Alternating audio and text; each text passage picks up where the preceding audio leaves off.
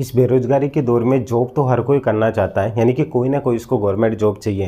लेकिन कई बार ऐसे होता है कि कई वैकेंसी जो किसी के लिए मात्र एक जॉब होती है ना, वो किसी के लिए एक सपना होता है जिसके लिए वो दिन रात जीता मरता है। जब से वो समझने लगता है ना, तब से उसका एक ड्रीम जॉब होता है कि उसके कंधों के ऊपर, उसकी वर्दी के ऊपर 2 सितारे होने चाहिए। उस सपने को वो हर पल जीता है और उस सपने के लिए वो हर वक्त इंतज़ार करता है कि आखिर वो सपना कब पूरा होगा।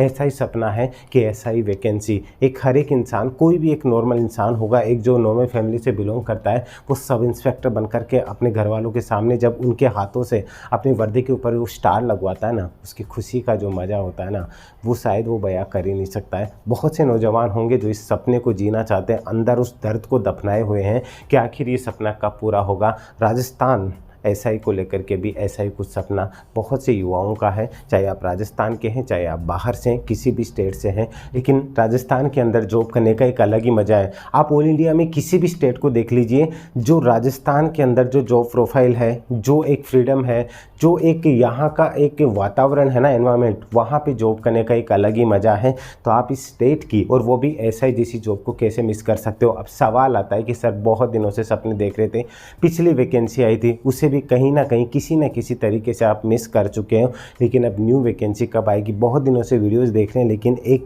क्लियरिटी नहीं मिल रही है कि आखिर हम किस चीज़ को बेस मान करके प्रिपरेशन करें। तो सब कुछ इस वीडियो के अंदर बताने वाला हूँ, वीडियो को अंत तक जरूर देख लीजिएगा, आपके सभी डाउट्स है वो क्लियर हो जाएंगे। ध्यान से समझ लीजिएगा, मैं यहाँ बात कर रहा हूँ राजस्थान एसआई की। आपको अच्छे से पता है कि राजस्थान एसआई की जो एग्ज़ाम है वो कौन कंडक्ट करवाता है, आरपीएससी कंडक्ट करवाता है, ठीक है। इसकी वैकेंसी को लेकर के मैं बात करूँ तो पहले पिछली वैकेंसी की बात करूँ, सर वो तो कंप्लीट नहीं, उसका रिजल्ट ऑलरेडी आ चुका है। अब इसका इंटरव्यू कॉल कभी भी हो सकता है क्योंकि बाकी सारी प्रोसेस वो कंप्लीट हो चुकी है। और आपको पता है कि ये वैकेंसी पूरी होने को है, कि ये वैकेंसी पूरी होने के साथ साथ में सरकार का भी कार्यकाल पूरा होने को, और पहले भी वादा किया हुआ है कि वैकेंसी आएगी।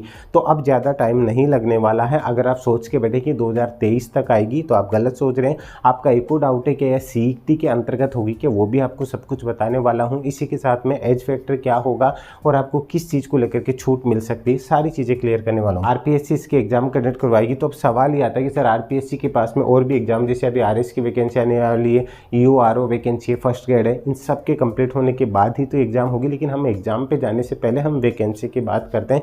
ध्यान से समझ लीजिएगा, इसका नोटिफिकेशन कब तक आ जाएगा, ये सबसे बड़ा सवाल है। तो इसको अच्छे से आप समझ करके बैठेगा कि आपके पास ज़्यादा टाइम नहीं है। तो अगर आप फ्री होकर के बैठें कि हम तो आते ही तैयारी कर लेंगे, ऐसा पॉसिबल नहीं है। ये एसआई की वैकेंसी है, बात समझ में आ रही है। इसका नोटिफिकेशन आपको अक्टूबर, ध्यान से समझ लीजिएगा, अक्टूबर लास्ट या फिर आपको नवंबर मिड तक आपको इसका नोटिफिकेशन देखने को मिल जाएगा, ठीक है। अक्टूबर लास्ट से लेकर के नवंबर मिड, यानी कि नवंबर के सेकेंड वीक तक आपको इसका नोटिफिकेशन देखने को मिल जाएगा। तो आपके पास ज़्यादा टाइम नहीं है। अब आप बोलेंगे कि सर इसके एग्ज़ाम कब तक हो सकती है, तो ध्यान से समझ लीजिएगा। इसके एग्ज़ाम की बात करूँ तो पहले आरएस का प्री एग्ज़ाम होगा, उसके बाद आपकी इसकी एग्ज़ाम होगी। यानी अगर आरएस का प्री एग्ज़ाम जैन में होता है तो ये फेब में हो जाएगी। अगर वो फेब में होता है तो उसके हो सकता है कि फेब में स्टार्टिंग में आरएस का होता है तो फेब के लास्ट तक ही एग्ज़ाम हो सकता है। तो आपको ज़्यादा टाइम नहीं मिलेगा, बात समझ रहे हैं, क्योंकि सरकार इस वैकेंसी को जुलाई से पहले ही कंप्लीट करने की कोशिश करेगी। इस चीज़ का जरूर ध्यान दे लीजिएगा। अब पॉइंट आता है सर एज फैक्टर क्या रहेगा, क्योंकि बहुत से बच्चों को एज की टेंशन है। देखिए नॉर्मली जो होता है वो आपका 18 से 25 साल, तो जनरल कैटेगरी के लिए बोल रहा हूँ, ठीक है, ये है। उसके बाद में आपको 2 साल की छूट और दे दी गई। पहले तो कोरोना काल की वजह से दी गई थी, अब ये 2 साल की वापस से कोरोना काल वाली ऐड कर दी गई है। जो पुरानी वैकेंसी उनको रीओपन भी कर दिया गया। तो 18 और यहाँ पे 25 था तो 27, तो ये नॉर्मल हो गया। जनरल कैटेगरी से बात कर रहा हूँ।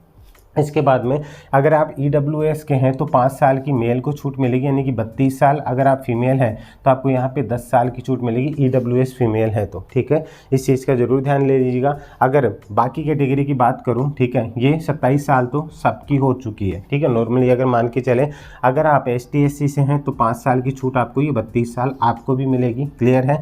अगर आप OBC से हैं तो आपको यहाँ पे 27 प्लस 3 साल की छूट और मिलेगी, तो 30 साल तक आप इस तरीके से इसके लिए लीजिए। भले जनरल कैंडिडेट है तो आपको 27 साल तक ही अप्लाई करना होगा, ठीक है। बाकी फिजिकल मेजरमेंट वगैरह और सारी बातें आपको पता होगी, नहीं पता है तो इसके लिए मैं अलग से डिटेल वीडियो बना दूंगा।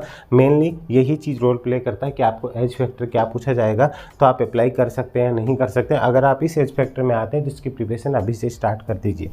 अब मेन पॉइंट आता है सर इसमें किस चीज़ को बेस मान करके चले। आपको पता है कि एक पेपर तो आपका हिंदी है, हिंदी को तो आप ऐसे घोल करके पी जाइए ना कि उसके अंदर, तो ध्यान से समझिएगा, उसके अंदर आपको कहीं पे वैसे ना लगे कि मैंने इस चीज़ को मिस किया है। और हिंदी ऐसा टफ सब्जेक्ट भी नहीं कि आपको इंग्लिश पढ़ने को तो कहा नहीं जा रहा ना, हिंदी को इतना पावरफुल बना लीजिए। फिर जो आपका कॉमन पेपर होता है यानी कि सामान्य ज्ञान वाला, सामान्य ज्ञान में आप राजस्थान जीके पढ़ ही रहे हो, राजस्थान जीके के साथ साथ आप एक और चीज़ को कवर करके चलना कि रीजनिंग इसके अंदर बहुत अच्छा रोल प्ले करती है।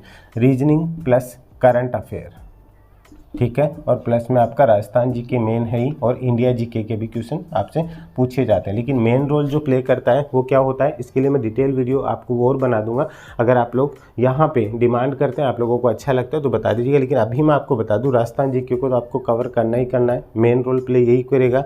उसके बाद में रीजनिंग और करंट को लेकर के चलना आपको। तो ध्यान से समझ लीजिएगा, रीजनिंग का पूरा कोर्स है, ध्यान से समझ लीजिएगा। SI के अकॉर्डिंग एक एक चीज़ को एक नए तरीके से आप कैसे समझ सकते हो बारीकी से। रीजनिंग का कोर्स और करंट अफेयर आपको जब से भी पढ़ना हो ना, जहाँ से आपकी इच्छा हो, जैसे कि अभी वैकेंसी आएगी तो पिछले आप 6 महीने तो कम से कम आप कवर करके चलो। तो इसके लिए भी आपको करंट अफेयर, ठीक है, और आपको रीजनिंग का, दोनों के आपको कोर्स हैं वो आपको उमेश शर्मा एकेडमी के ऐप के ऊपर अवेलेबल हो जाएंगे। नीचे आपको डिस्क्रिप्शन में लिंक भी मिल जाएगा।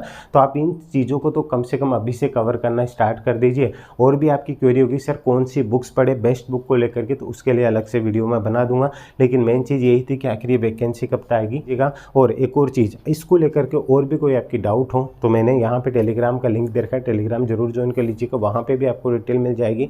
व्हाट्सएप और इंस्टाग्राम का भी लिंक दे रखा है, इसलिए यहाँ पे जरूर जुड़ जाएगा। उमेश शर्मा एकेडमी का ऐप का लिंक है, उसे जरूर डाउनलोड कर लीजिएगा और इस चैनल को सब्सक्राइब जरूर कर लीजिए, जिससे आपको ऐसी अपडेट मिलती रहे। बाकी और इससे रिलेटेड जो भी अपडेट होगी आपको जल्द इन्फॉर्म करूँगा। अभी के लिए इजाजत दीजिए। जय हिंद, जय भारत, धन्यवाद। कोई भी सपना साकार करने के लिए सबसे जरूरी है सही कोच का होना। चुनिए उमेश शर्मा एकेडमी को और करे अपने RPS CSSC एंड रेलवे का सपना साकार। Download the app now.